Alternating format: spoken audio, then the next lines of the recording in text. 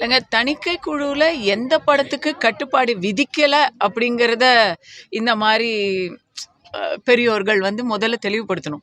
எனக்கு கூட இப்படி கட்டுப்பாடுகள் விதிச்சாங்க, எனக்கு கூட கட்டு சொன்னாங்க அப்படின்னு சொல்கிறவங்க படங்களையெல்லாம் நீங்கள் பார்த்தாலே புரியும் எதுக்காக அந்த கட்டுக்கள்லாம் வந்திருக்கோம் அப்படின்னு. இது ஒரு ஜனரஞ்சகமான, எந்த விதமான அரசியலையும் எந்த விதமான மத உணர்வுகளையும் புண்படுத்தாத ஒரு படமாக இருந்தால் அந்த படத்துலலாம் பெரிய அளவில் கட்ஸ்லாம் வராது. உங்களுக்கு இன்னைக்கு பராசக்தியும் அப்படிதான் பண்ணியிருக்கிறாங்க. அவங்களுக்கும் பல விதிகளை எல்லாம் சொல்லியிருக்கிறாங்க அப்படின்னு சொன்னால் சிபிஎஃப்சியில் அது எல்லா படத்துக்கும் நடக்கிற ஒரு விஷயந்தான். அதுக்காக தான் இருந்துச்சு. ஜனநாயகனை பொறுத்த வரைக்கும் எனக்கு தெரிஞ்சு அவங்க மே மாதமே படத்தை மேக்சிமம் கம்ப்ளீஷன் ஆயிடுச்சு.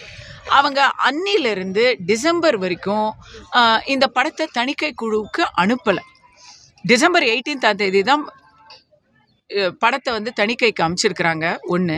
ரெண்டாவது, ஐயா விஜய்ங்கிறவர் இன்னைக்கு தளபதி விஜய்ங்கிறவர் ஒரு சூப்பர் ஸ்டார் நடிகர் என்பதை தாண்டி ஒரு எதிர்பார்ப்புக்குரிய அரசியல் தலைவர். திமுகவையும் மிக அதிகமாக எதிர்க்கக்கூடிய தலைவர், பாஜகவையும் எதிர்க்கக்கூடிய தலைவராக இன்றைக்கி அவர் தன்னை வளர்த்துக்கிட்டு அந்த பிராண்டை தான் அவர் ப்ரொஜெக்ட் பண்ணுறாரு. அப்படி இருக்கும் பொழுது அவருடைய கடைசி படமான ஜனநாயகனுக்கு எங்கேந்தாவது எப்படியாவது ஏதாவது தடைகள் வரலாம் அப்படிங்கிறதெல்லாம் அவங்க ஆன்டிசிபேட் பண்ணணும். இன்னும் சொல்ல போனால் தணிக்கை குழுவில் இன்றைக்கி வந்திருக்குங்க. இதுக்கு முன்னாடியே நான்லாம் எதிர்பார்த்தேன். யாராவது கதை திருட்டுன்னு சொல்லுவாங்க, யாராவது என்ஓசி இல்லைன்னு சொல்லுவாங்க. இதெல்லாம் நான் எதிர்பார்த்தேன். ஏன் அவங்க எதிர்பார்க்கல? படம் முழுக்க இராணுவ அடையாளங்களையும் தேசிய அடையாளங்களையும் பயன்படுத்தியிருக்காங்க. எதுக்குமே என்ஓசி வாங்கலை. ஏன்?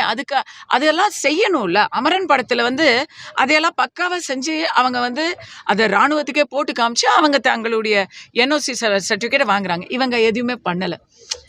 இப்போ இதில் பார்த்தீங்கன்னா விஜய் அவர்கள் அரசியலுக்கு புதுசு, இந்த ஜனநாயகன் படத்துடைய தயாரிப்பாளர் தயாரிப்புக்கு புதுசு.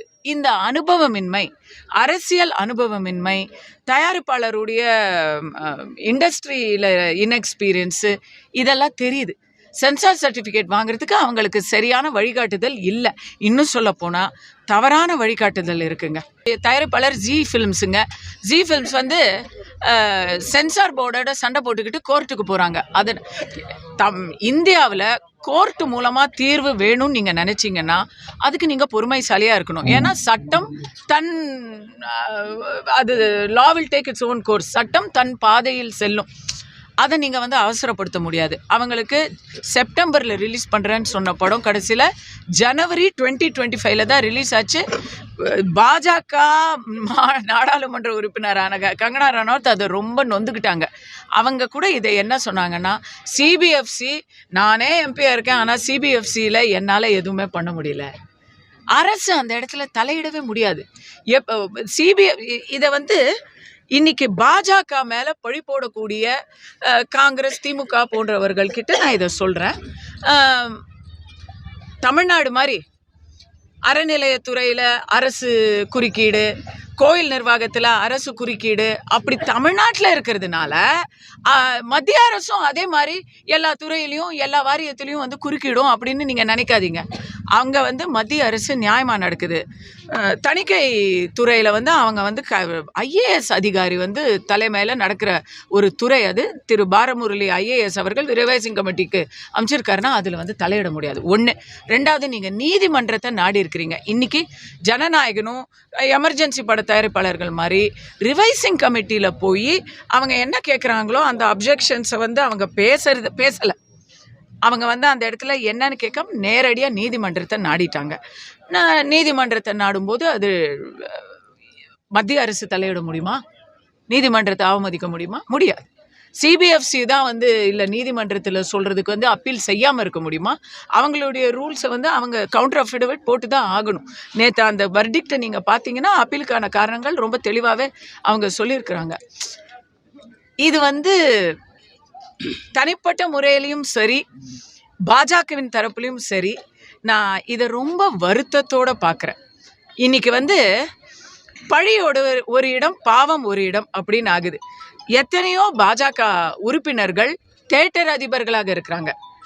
ரோஹிணி தியேட்டருக்கு வந்து ஒரு பாஜக நிர்வாகியுடைய திரையரங்கம். அந்த மாதிரி நிறைய உலகம் முழுக்க டிஸ்ட்ரிபியூட்டர்ஸ் வந்து பாஜக காரங்களா இருக்காங்க.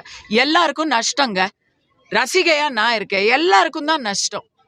ஆனா அது என்ன பாஜக சதி அப்படின்னு காங்கிரஸும் திமுகவும் சொல்லி வச்ச மாதிரி ஒரே குரல்ல அது பேசுறாங்களே. விஜய் சொன்னாரா? தாவேகா உறுப்பினர்கள் சொன்னாங்களா? யாராச்சும் வேற சொன்னாங்களா? சொல்றவங்க யாருன்னு பார்த்தீங்கன்னா ஒன்லி டிஎம்கே ஈகோ சிஸ்டத்தில் இருக்கிறவங்க மட்டும் இதை வந்து இந்த விஷத்த பிரச்சாரத்தை எடுத்து வச்சிருக்கிறாங்க. ஏன்னா அவங்களுக்கு 2 லட்டு. ஒரு பக்கம் விஜய்க்கும் நஷ்டம், இன்னொரு பக்கம் பழியும் பாஜக மேல 2 லட்டு கிடைக்குது. இதை நான் வன்மையாக கண்டிக்கிறேன். ஏன்னா நஷ்டம் எல்லாருக்கும், எங்களுக்கெல்லாம் நஷ்டம்தான். பராசக்தி மட்டும்தான் இன்னைக்கு ரிலீஸ் ஆயிருக்கு. பிடிக்குதோ பிடிக்கலையோ, அந்த படம் நல்லா இருக்கோ நல்லா இல்லையோ, நம்ம நல்லா இருக்குங்கிறது அது நமக்கு யார் மேலேயும் இதில் காழ்ப்புணர்ச்சி இல்லை. சொல்கிறேன், ஒரே படம் தாங்க ஓடுது பொங்கலுக்கு. ஏன் அமைதிப்படை படம்லாம் பொங்கலுக்கு வந்துச்சு. 14 படம் ரிலீஸ் ஆச்சு அந்த நேரத்தில். அப்படி இருந்தது போய் கடைசியில் கழுத தேர்ந்து கட்டெருமான கதையாக 2 படம் வந்துச்சு.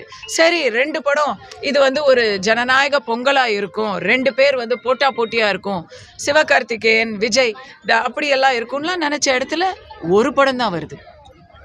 ஒருவேளை வாவாதியாரை வரலான்னு சொல்கிறாங்க, இன்னும் அது வந்து உறுதிப்படல, தெரில. இப்படி இருந்தால் யாருக்கு லாபம்? யோசிச்சு பாருங்க. ஒரே படம் தான் வருது. உங்களுக்கு நீங்கள் இன்றைக்கி தேட்டரில் போய் ஒரு படம் பார்க்கணுன்னா உங்களுக்கு அந்த ஒரு ஆப்ஷன் தான் இருக்குது. யாருக்கு லாபம்? திமுகவுக்கு தான் லாபம். திமுக பிரச்சார படம் இந்திய எதிர்ப்பை மையமாக வைத்து திமுக தலைவர்களையும் திமுக கொள்கைகளையும் குளோரிஃபை பண்ணுற படம். சன் பிக்சர்ஸ் உடைய சொந்த படம். யாருக்கு லாபம்? Red giant distribution. செய்திகளை உடனுக்குடன் தெரிந்து கொள்ள கீழ்கண்ட கேபிள் மற்றும் டிடிஹெச் நெட்வொர்க்குகளில் எம்நாடு செய்தி தொலைக்காட்சியை காணுங்கள். பாதகம் செய்பவரை கண்டால் நாம் பயம் கொள்ளலாகாது பாப்பா. மோதி மிதித்து விடு பாப்பா, அவர் முகத்தில் உமிழ்ந்து விடு பாப்பா. அண்மை செய்திகளை உடனுக்குடன் தெரிந்து கொள்ள இணைந்திருங்கள் எம்நாடு தொலைக்காட்சியுடன்.